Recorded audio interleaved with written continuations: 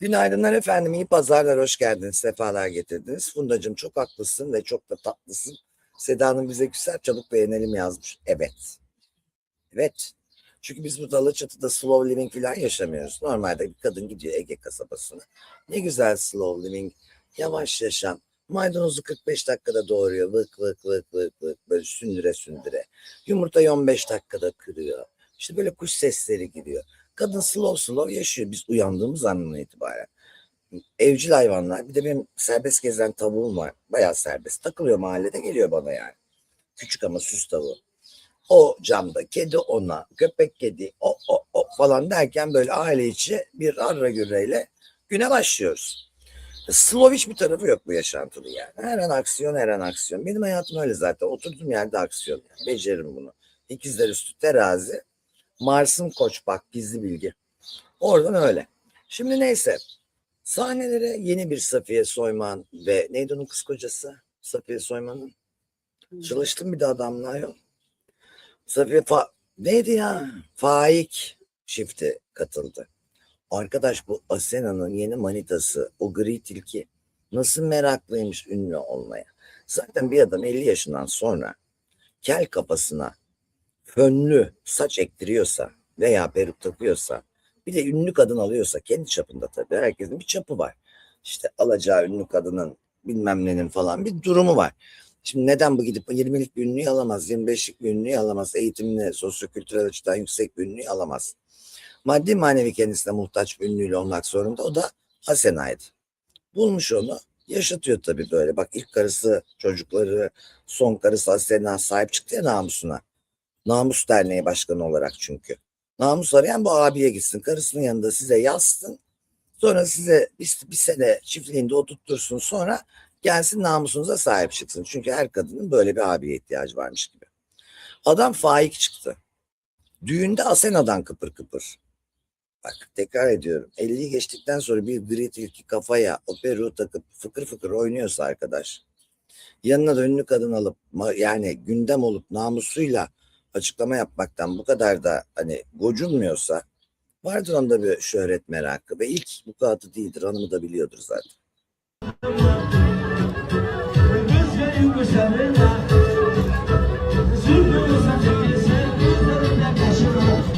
Baksana fıldır fıldır Hayriye hoş geldin Faik. Bak bak bak saçlar o fönlü saçlarla oynanmaz mı ya dişlerde kale budur taşı. Böyle 32'si birden dışarıda maşallahı var yani. Yer döşemesi gibi diş yaptırmış abimiz. Oynamayacak da ne yapacak? Her kadın yenilendiğinde bunlar kendini de yenilenmiş hissediyor. Unutma abicim. Abi diyoruz ya biz buna. Abicim. Asena da 50'ye geldi. Sen de 50'yi geçtin. Bunun bak şeyi var. Kalp hastalıkları riski var. Sıcağı var. Yüksek tansiyon var. Rica ediyorum. Her manitayla gençleşilmiyor yani. Her neyse. Devam edelim. Şimdi benim sevdiğim oyunculardan niye seviyorum? Nevi şahsına münhasır dediğimiz bir tip vardır. Mesela baktığın zaman Serenay Sarıkaya dersin ki o üniversite bitirmiş. İşte 5 master'lı falan öyle bir havası var. Serenay'ı oyuncu veya karizmatik yapan şey kusursuz güzelliği değil. Çünkü kusursuz güzel değil. Hatta birçok açıdan güzel değil. Yüzü anlamında diyorum. Ama müthiş enerji, müthiş bir al benim aurasıyla gerçekten star. Şimdi Serenay'ın katıldığı, bu arada İbrahim miydi o kıvırcık adamın adı? Şeyleri var. Dur bakayım veriyorum. İbrahim evlendi o da bak bu adamın adını söyleyin bana siz söyleyin.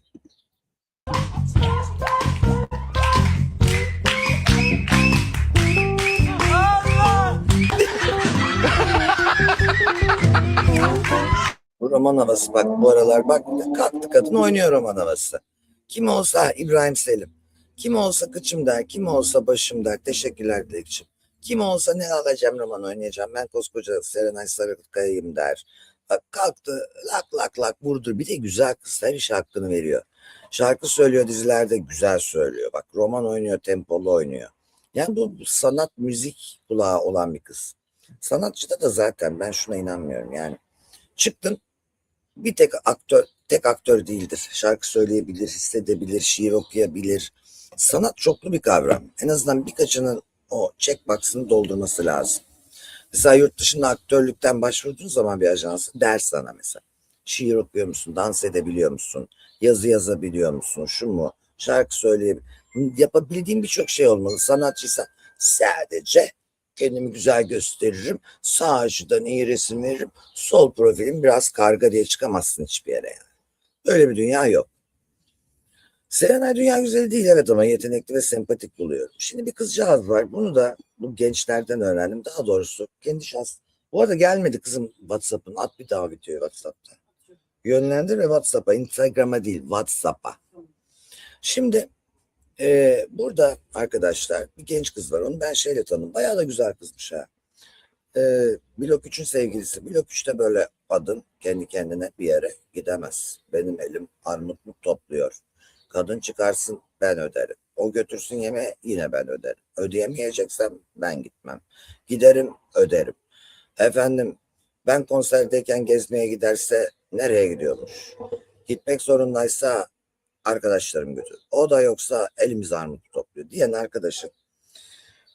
Eril bir enerjisi var yaşına göre yani. Helal. Ona da bir şey demiyoruz. Burada bir tane aşık olduğu ve unutamadığı ve uğruna işte yüzlerce şarkı yazdığı iddia edilen bir genç kızımız var. Berfin Nilsu Aktaş oyuncu. Arkadaş bu kıza bir ayıp ediyor. Yılların televizyon şeyleri diyeceğim ama diyemiyorum. Eskimiş peynirin bir adı vardı. Neydi eski? Hani azından tost olmuyordu, çoğundan dost olmuyordu. O peynirin adı neydi ya? Ha kaşar. Az kaşardan tost, çok kaşardan dost olmuyordu hani bildiğiniz. Neyse yılların sunu şeyleri diyelim. Bu mevzuları iyi bilen adamları diye. Bugün göndereceğim mi Nazar'cığım? Sebep canım benim. Az önce kızın adını yazdın çıktı. Nereye gönderdin? Ay senin yapacağın işe canım benim. Instagram'dan mı yolladın ya? Asistanım böylesi işte. Vallahi 50 yaş küçük asistanımdan bu şekilde bir geri dönüm almak. Ulan sizden daha çok teknolojik bilgi sahibiyim be. Şimdi neyse asistanın en iyisini bulmuşum. Onu da kakalamayayım burada. Gider falan ben mahvolurum ha. Neyse kızcağızı çıkarıyorlar. Bak ama iki tane sevilen isim. İki tane birbirinden değerli ve sempatik ve bu şeyin yenisi. Bu mesleğin yenisi Demet Akalın'la Sinan Akçıl. Ha yani alın ikisini. İkisinin zaten program sunuyor olması muhteşem bir şey. Birbirini arasan bulamazsın. Böyle bir ikili yaratamazsın yani. Anlatabiliyor muyum? Huyu, suyu, konuşma tarzı, olaylara yaklaşımları, hayata yaklaşımları, karşı cinse yaklaşımları falan. Muhteşem iki bilgeyle programa katılıyor. Bu iki bilge insan kızcağızı şu duruma düşürüyor abiciğim. Sen ayrılıktan birinden ayrılmışsın, bekar genç kızsın, bir programa katılıyorsun. 3 sene önceki sevgilinin şarkısını çalıp suratına zoom yapıyorlar ya. Bu nasıl bir saygısızlıktır, bu ne büyük bir ayıptır. Burada blok 3 veya sevgilisinden bahsetmiyorum. Ben katılayım abi bu yaşımda. Benim 3 sene önce ayrıldığım sevgilimin, ki şimdi yeni sevgilisi olabilir, benim yeni nişanlım olabilir, her bir şeyimiz olabilir arkadaşlar, tamam mı? Ben onu montajladım bile sen atana kadar. Her bir şeyimiz olabilir. Tamam mı? Bana bunu verip yapamazsın arkadaşım. Beni böyle rezil edemezsin sen. Sanki tek sevgilim oymuş gibi. Belki nişanlım var izliyorlar. Belki birine aşığım. Ya sen benden habersiz, benim geçmişimden bana yazılmış olduğunu iddia ettiğim bir şarkıyla oraya giremezsin. Suratıma zoom yapamazsın.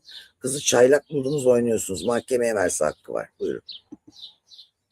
Baba arıyorum. Çocuğumun babası olacak birini bulduğum zaman ben bırakırım bunları. Hemen. Bu sene çıkmış ses getirmiş şarkılardan sevdiğin var mı? Bilmiyorum Ferdi Tayfur kardeşim. Ne? Ses- Niye öyle konuşuyorsun? Bilmem moda girdim mi? Öyle hata yaptığında özür diler misin? Bir kusura bakma Tabii der ki misin? hemen derim.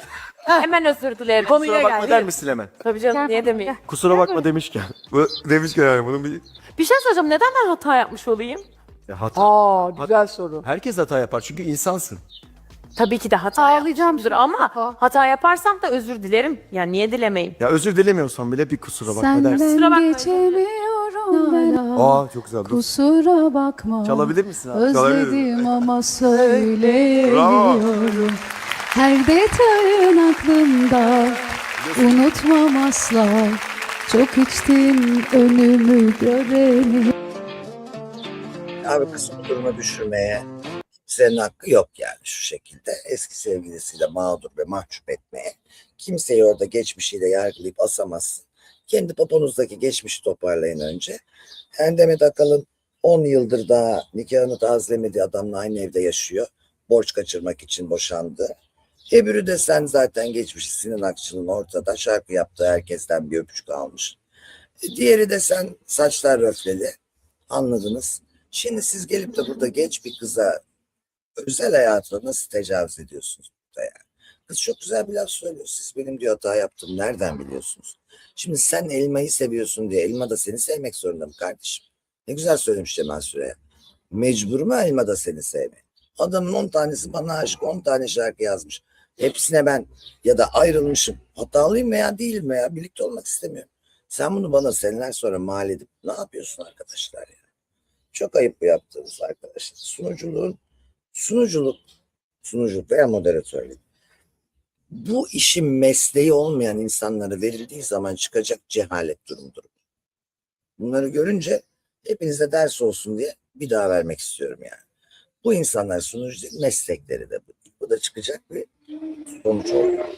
Şimdi bu kızımız sonra çıkıyor efendim. Kendisi şöyle bir gönderme yapıyor. Koyamadım kimseyi benim yerime. Neyle kapılıp da kaybettim. Burada gönderme yok. Şarkıların %50'sinin sözü aşklıdır. Neden aşklıdır? Çünkü insanı kıpraştırıp da şarkı yazdıran duygu aşktır. Şimdi oturup ben dolmanın tuzuna şarkı yazacak değilim burada değil mi? Ya aşka, ya ihanete, ya ölüme, ya özleme, ya sevgiye böyle bir şey yazacağım şarkıyı. Ne yapacağım? Ay, kocamın kirli çorabına şarkı mı yazacağım? Kalben yazıyor ama olsun. %90'ı yazamaz insanlar. O yüzden ne söylesen imaya gelecek. Genç kadın, oyuncu kadın, güzel kadın da kendini çekecek illa her sabah. Sallamıyorum hayatı pozlarında. Kolyesini veya güzelliğini gösterirken de bir şarkı koyacak arkaya. Hayat böyle bir şey yani arkadaşlar. Şimdi bu arada başka bir olay daha var ki, dur bunun fotoğrafını çektim. Çocuk gitti kurtulamadı. Bir tane eski kurtlardan tam tipik yani böyle hani neredeyse Yeşilçam şeysi gibi, yapımcısı gibi zaten öyle. Yani yaş itibariyle de onun da bu tecrübe itibariyle de bir tanesi çıkmış Can Yaman'ı gittiği ülkeden kötülüyor. Arkadaş şu çocuktan ne istiyorsunuz? Adam libido dedi. Libidonun aslında yaşam enerjisi olduğunu bilmeyen, bu konuya daha yüzeysel yaklaşan kim varsa çıktı adamı kakaladı. Şimdi bir yapımcı, eskilerin yapımcısı 3-5 dizi tatmış zamanında dizileri tutmuş ama artık modası geçmiş insanlar çıkıyor. Gıyabında adam kötülüyor. Ya böyle girmeyin bu konuya. İzzet Çapa'nın programına çıkan bir yapımcı bu. Verelim onu da. Ondan sonra Can Yaman da dayanamıyor bu sefer cevabı şahane yapıştırıyor arkadaşlar. Buyurun. En trend olduğu dönemde Evet. ipini çektiniz. Evet. Bazı hareketleri yüzünden veto ettiniz. Bugün gelip bir dizi yapmak istese yapar mısınız? Hayır yapma.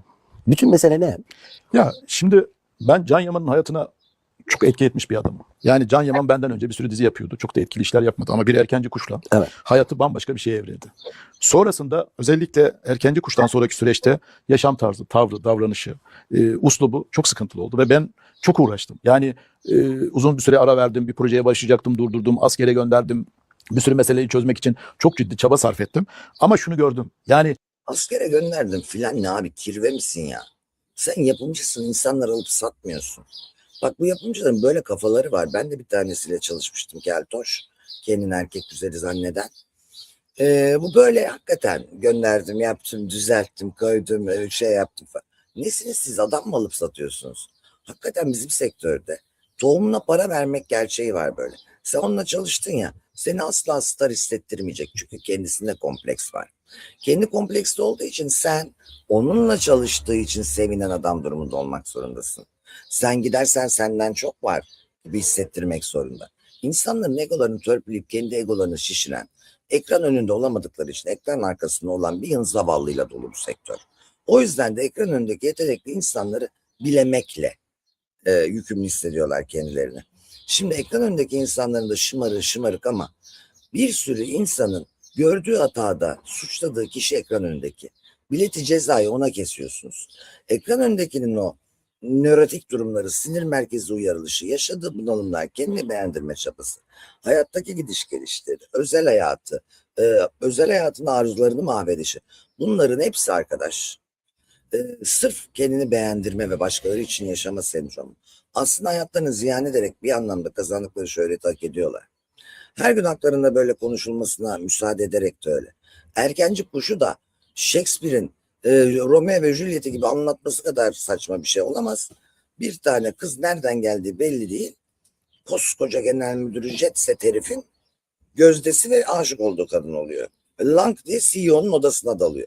Gerçek hayatta kızlar bunu böyle sanacak. Oğlum 30 sene çalışırsın bir holdingde CEO'yu görmezsin. Anladın mı? Müdürünü görürsen randevuyla şanslısın. Gerçekten küçük çıtır kızlarımız da ben genel mahalleden gelirim, plazaya girerim, CEO'nun odasına tekmeyle dalarım zannediyor. Hemen de ayartırım. Yok öyle bir dünya arkadaşlar. Ya bahsettiği sanki Romeo Juliet. Bildiğiniz varoşlardan gelen fakir kızla zengin erkek hikayesi. 1500 yıldır suyunu çıkardığınız. Erkenci kuştan sonra askere yolladım falan. Oğlum bu çocuk İtalyan lisesi ve bildiğiniz hukuk fakültesi mezunu. Hani Erkan Özarman'ın yarışmadan çıkardığı ve öptüğü kişilerden değil ki. Rahmetli veya rahmetsiz Erkan Özarman'ın. Bayağı bildiğiniz hukuk fakültesi ve İtalyan lisesi mezunu. Ekstra set aralarında kalmak için parayı mama yardımı olarak alıp hayvanlara dağıtan falan bir çocuk yani. Askere gönderdim, sorunları değişmedi. Sizin sorunlar bitiyor mu sayın yapımcılar? Karşımıza oyuncu diye neler çıkarıyorsunuz ya? Ne maymuncuklar çıkarıyorsunuz sırf bacağını poposunu beğendiniz diye. Yıllardır nelere maruz kaldık. Biri birine ömrüm diyor. Bu mu ömrüm diyorsun ya? Bu ne ya diyorsun ya? Ne kostüm sorumlunuz kostüm sorumlusu. Ne set dizaynınız. Ne abicim senaryonuz senaryo. Akla yatkın değil. Hayatın doğal gidişatına uygun değil bir kere. Yaptığınız iş değil. Ondan sonra askere yolladım ben. Neydi senin yanına ne diye girmişti? Enik diye mi girmişti? Yoksa oyuncu diye mi abi? Üniversite mezunu aslan gibi adam. Yazık size. Sizin bir eğitiminizi falan bir koyalım bir ortaya acaba. Can'ın Türkiye'den beklentisi çok da fazla yok. Yani Can'a artık gereksiz yere ısrar edip yatırım yapmanın da bir anlamı olduğunu da düşünmüyorum. Bir de özellikle tabii İtalya'da yaşadıkları ve bulduğu ortam onu öyle bir noktaya getirdi ki işte son röportajlarında yani Türkiye ile ilgili söyledikleri, Türklerle ilgili söyledikleri tavrı, davranışı, duruşu da çok pozitif değil. Artık şu anda Türkiye'de gelip herhangi bir Adamı rezil ettiniz. Adam her fotoğraf çektirdi. Ne yalan saatte İtalya'da ne sevecekler be. Neyin sevsinler bunu. Adam çünkü İtalya'da İtalyanca konuşabiliyordu. Senin Burak Özçivit'in gider Arap'ın masasına oturur, tamam mı? 1 milyon dolarını alır konsomatris gibi poz verir gelir. Ha, Arabistan'a gidip Arapça dizi çevirse veya onların dilini konuşsa yine bence okey. Hiç olmazsa onlara uygun bir şey yapıyor. Adam İtalya'ya gidiyor. Ana dil gibi İtalyancası var. İtalyanca konuşuyor ve uluslararası şöhret oluyor. Bu da bazılarına fena oturuyor. Çünkü sen anca doğuda ünlü olursun. Senin doğunda. Tamam mı? Ya da kendin gibi kapıştığın bir iki Brezilya dizisiyle falan kapışırsın. Uluslararası platformda. Çünkü o kadar ekler hamuru senin formatların. Ama İtalya'da İtalyanca konuşup İtalyanların sevdiği haline gelmiş bir adam arkasında. Türkiye'ye gelse gelir mi oğlum Türkiye'ye? Sen gitsen gelir misin seni orada mesela bir neydi bizim o Cahil Periler'in yapımcısı arkadaşımdı da ünlü yönetmen. Gerçek yönetmen ama yani kendisi. Kimdi çocuklar yazın Cahil Periler'in yapımcısını. Onun gibi başarılı bir yapımcı veya yönetmen olsam uluslararası Ferhan. Türkiye'ye mi geleceksin? Gelmezsin. Uluslararası olsan değil mi mesela? Hani, o yüzden burada 2 tane çocuk dizisi yapan kendi yapımcı sanıyor. Tam böyle Yeşilçam kanunları. Ferzan Özpetek doğru. dizi yapsa da sonucunun çok hayırlı olacağına hiç inanmıyorum. Bir dizisi vardı onun. El Turco mu? Ama Turco mu? o dijitale Disney'e yapılan bir işti. Tuttu mu? Onun da başına bir sürü talihsizlik geldi. Şöyle oynayamadı ki. Tam Disney o arada kütüphaneyi iptal etti. Evet. Bütün dizileri yapımcılarına iade etti. İşte onu işaret yapım yapmıştı. Ondan sonra dizi oynamadı. Şu anda yurt dışında birkaç yerde oynadı ama Türkiye'de çok da bir platformda oynayıp seyirciyle buluşamadı.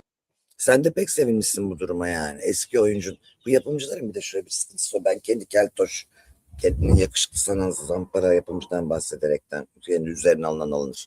500 tane yapımcıyla çalıştım. Hangisi üzerine alınıyorsa odur. Mesela bir tanesi kendine muhtaç olmasın ve ondan sonra iş bulunamasın. Bayılırlar. Onlara resti çekip gittiysen, önüne baktıysan ve ekmeğini kazanıyorsan kompleksten geberirler. Çünkü hayatını böyle elinde tutmak istiyorlar. Çocuk bir kere gece kulübüne gitti. Onda da Uyuşturucu operasyonuna gözaltına alındı ve temiz çıktı, yani bir de o var tabii. Tabii ne yapıyor Can Yaman da bu bütün güzide şeylerin üzerine bir açıklamada bulunuyor arkadaşlar. Şöyle diyor, haklı olarak: vah vah zavallı Faruk Turgut. Bir gir internete, kimmiş bu, dizileri neymiş. Erkenci Kuş'tan başka. Faruk Turgut. Çiçek yollardım, beyin, bilseydim çiçek yollardım, beyin ölümün gerçekleşmiş. Değmez bazılarına çiçek yollamaya. Allah rahmet eylesin. Yok beni veto etmiş de, yok ipimi çekmiş de, El Turco yok tutmamış da bilmem ne. Daha yeni Amerika'ya satıldı, İspanya'da satıldığı elit platformun en çok izlenen dizisi oldu. Sırf beni ay yapıma kaptırdın diye bir de para istedik, isterler. Yani ben mesela 750 bin lira cezai şarttan dolayı başka yapım şirketine geçememiştim. 100 bin euro Disney'den sanki seninle bir anlaşmamız varmış gibi. İnsanları bu yana inandırdın, yalana inandırdın. Orada bile benimle çalışmalarına engel olmaya kalktın. Sandokan bütün dünyayı halen kasıp kavuruyor. İtalya'da almadığı ödül kalmadı, her neyse. Kariyerimde geldiğim noktadan o kadar mutluyum ki ne kötülük yaptıysan iyi ki yapmışsın. Bunu diyebilmek çok önemli. Sana kötülüğü Allah'tan genç yaşta yaptılar. Bak biz bir yere gidemedik yani. Çünkü senin etinden sütünden faydalanıp 3 kuruş maaşı asker edip sen boğazını kaldırdığında otur lan daha iyisini bulacaksın deyip sana bu sektörde tekelcilik konusu çıktı ya. Hatta Ayşe Barın falan bir ara biliyorsunuz tutuklandı bu konuyla ilgili.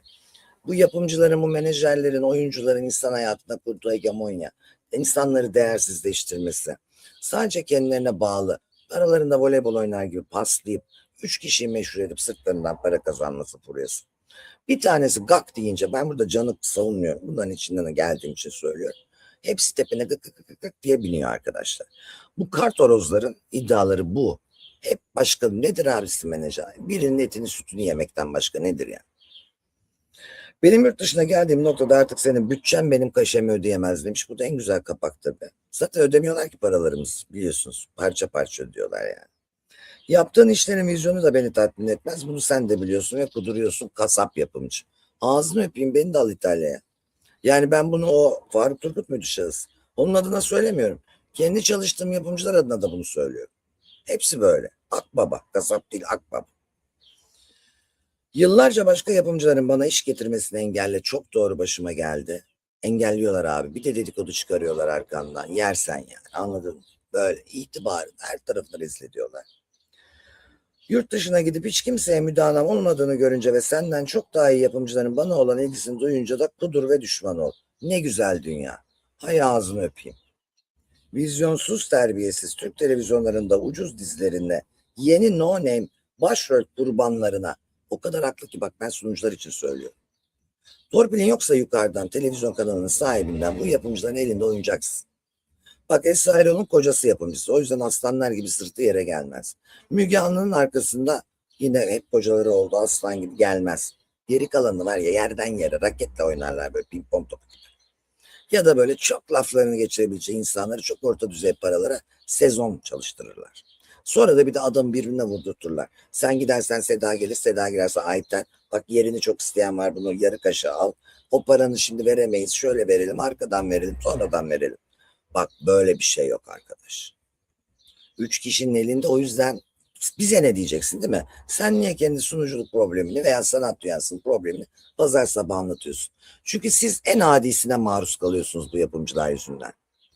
Biraz kalitesi, biraz öz değeri, özgüveni, öz saygısı olan insana hadi lan diyor, sizinle mi uğraşacağız? Az paraya hayatlarını küçültüp yaşıyor. Sanatçılara da bakın. Bu Bodrum'a, Ege'lere, oraya buraya yerleşmiş nice önemli sanatçılar var. Sırf bunların illetinden ve zilletinden. İş gelirse çalışırım diye. Bu adamlar da meydanı boş buluyor. Kendi buldukları kalçasını, poposunu, elini, ayağını beğendi, dudağını beğendikleri her kadına 2 sezon rol verip yolluyorlar.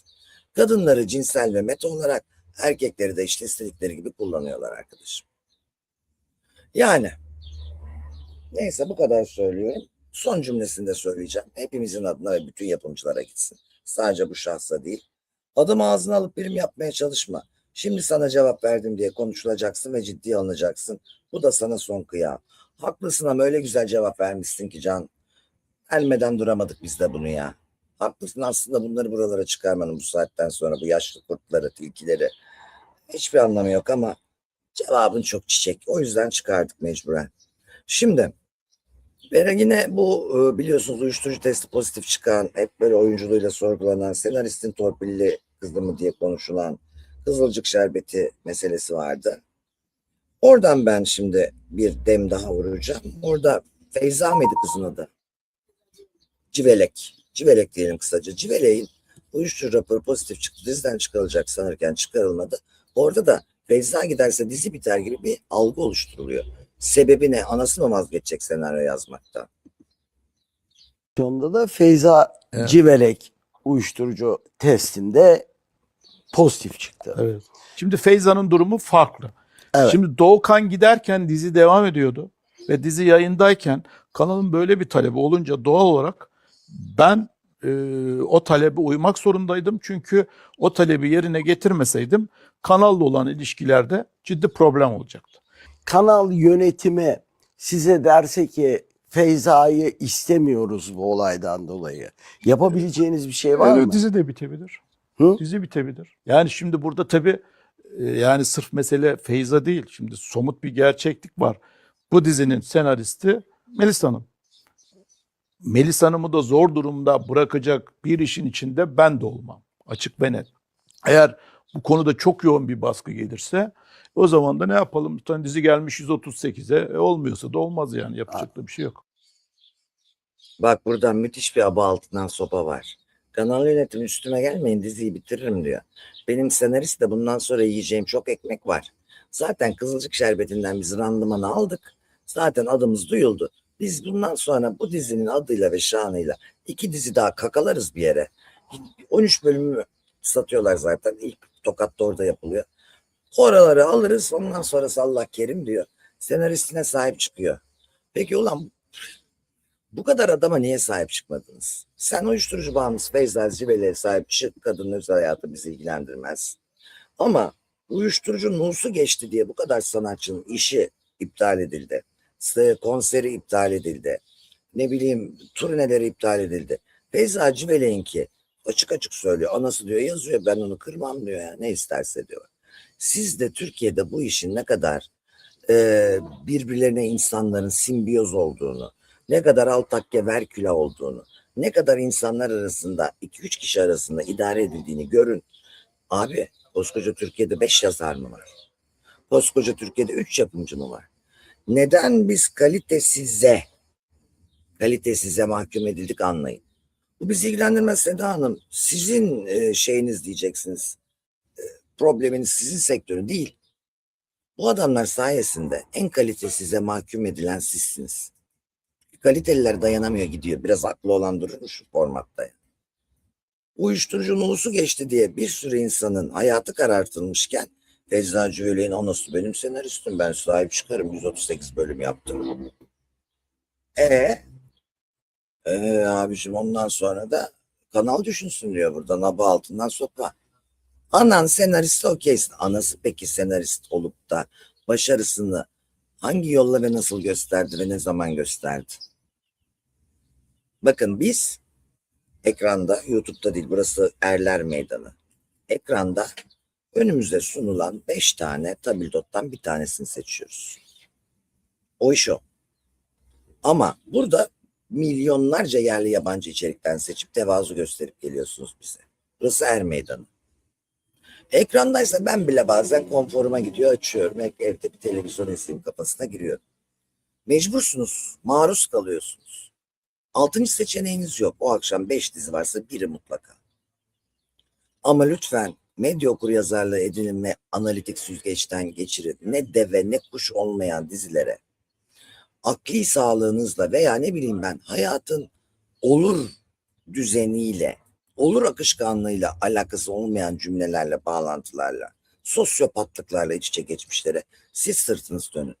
Bugün hiçbir kanal reytingsizliğin arkasında duramaz, reklamsızlığın arkasında duramaz. Şunu da unutmayın, bizim sektörün patronu sizsiniz. Bizleri, ekran önündekileri, işte bilmem neleri kullanıp da kendi komplekslerini üzerimizde tedavi eden adamlar değil. Sizlersiniz patron. İzlersiniz, bağ olur, izlemezsiniz, dağ olur abi. Bu kadardır yani. Yani olan size oluyor, bize de değil. Biz bir şekilde bir yaşa geldik, gideriz, çalışırız, çalışmayız, biriktiririz, biriktirmeyiz, bir şey yaparız. Ama siz hep kalitesine mahkum kalacaksınız bunlarla mücadele etmezseniz. Rating dediğin koca Türkiye'de 5.000 tane aletten mi ölçülüyor Allah aşkına ya? Üniversite mezunluğuna, master'ına bakmıyorlar da mikrodalgan var deyince A+ yapıyorlar seni. İpek Ayon'a gelin diyor. Evet, Ayon'a gelin, çok istiyorum gelmenizi. Bu tür konuşmalarda bana cevap verip karşımda olup ne bileyim entelektüel, sosyal, kültürel ama güzel kullanabilecekseniz bunu. Çok değerli hocalarla bir anda gelişen müthiş beyin fırtınaları yaşamak istiyorsanız evet, Ayon'a gelin. Bu bizim bir sosyal, kültürel eğitim kulübümüz. Ayda 1000 lira, yıllık peşin alıyoruz. Bunu da söyleyelim, boş yere yazmayın diye. Ama ayda 30 gün çevrim içiyiz Zoom'da. Büyük şehirlerde fizikselde görüşüyoruz. Etkinliklerimiz de var. 30 gün diyorum, bayram seyran dinlemeden yani. Hep birlikteyiz ve müthiş, anlamını anlayanlar için değerini koruyan bir yer oldu. Burayı doldurmanız ve yukarıdaki telefondan yazmanız yeterli. Güzel kullanacaksanız bekleriz. Kendinize yapacağınız büyük bir yatırım olur. Bunun da kıymeti anlayacaktır. Çünkü ben genelde 10 sene sonra anlaşılıyorum. Öyle bir şeyim var benim. Öyle bir huyum var. 10 sene sonra anlaşılıyorum arkadaşlar. Patron sizsiniz. Medya böyle bir şey. Bizlerse dönemsel bunların oyuncağı olduk işte. Ben bu yapımcının nezdinde konuşuyorum. Yani hepsi böyle. Hepsi senin üzerinden beslenip kanatlanan ve seni top gibi kullanan, sanmayın ki biz Kenan İmirzalıoğlu da Kıvancı da böyle. Hayır abi. Son 3, son 5, hop makyaj bitti mi koştur lapada. Orada var ya askeri nizam ve insanların egosunun, yani çok artık çok tap noktaya gelene kadar insanların egosunun kurbanısın. Bazı yabancılar, yapımcılar da mesela kanal yönetimi arar torpilli bir oyuncuyu, o arada bir ilişkisi vardı, bir şey vardı, samimiyet. Seda'yı oynat, evet. Yazan senaryoda ona bir yer aç ya da başrole koyver bakayım der. Mecbur öyle kabul eder senaryonu. Bazı televizyonlar da senaryonu şöyle kabul eder, yapımını yani. Abiciğim ben şimdi sana bölüm başı 1 milyon vereyim. 200 lira geri öde. Okeyleyelim biz bu dizi işini. Bak ne işler. Oralardaki o kadar olan yapımcı dediğin öyle paralarım olur ya. Artistin oturamazken sen nasıl yaşıyorsun? O yüzden dönün bakın, kendinizi kullandırtmayın. Medya okuryazarlığı, media literacy diye bir şey var. Her duyduğunuza inanmayın bizim bu beyaz camın arkasında. Haberlerde de olsun, sağ kanalda da olsun, sol kanalda da olsun. Birini açıyorsun İsviçre'desin, birini açıyorsun Yemen'desin. Öyle değil yani dünya. Okuryazarlık, analitik ve eleştirisel düşünce sizde olduğu müddetçe harika şeyler olacak. Top sizde arkadaşlar. Sizleri seviyorum. Ay canım Banucuğum, hatırlıyor musun o günleri? Erkan Oyallı'na haber sunduğum günleri. Dürüstçe konuşmaya devam etmeye çalışacağım şimdi. Sadece bazen dediğiniz gibi az izlenme moralimi bozuyor. Çünkü o da algoritmayla ilgili. Geride tutuluyor, ileriye gidiyor, bilmem ne oluyor şu bu. Doğru şeylerin doğru yerde olması gerekiyor. Çok değerli bir mücevheri pazarda satamazsın. Alıcısı orada değil. Doğru şeylerin doğru insanlarla, doğru kulaklarla, doğru kalplerle buluşması dileğiyle. Doğru gözlerle buluşması dileğiyle. Sevgi ve saygımla karşımda olmak, bana cevap vermek, benimle görüşmek, her akşam dertleşmek isterseniz de kulübümüze bekliyoruz efendim. Saygı ve sevgimle kalın. Güzel pazarlarınız olsun. Daha light konularımız da olacaktır ama bunlar bile hani bizi değil sizi ilgilendirdiği için konuşuyorum. İnanın biz bedelini ödedik zaten. Hoşçakalın.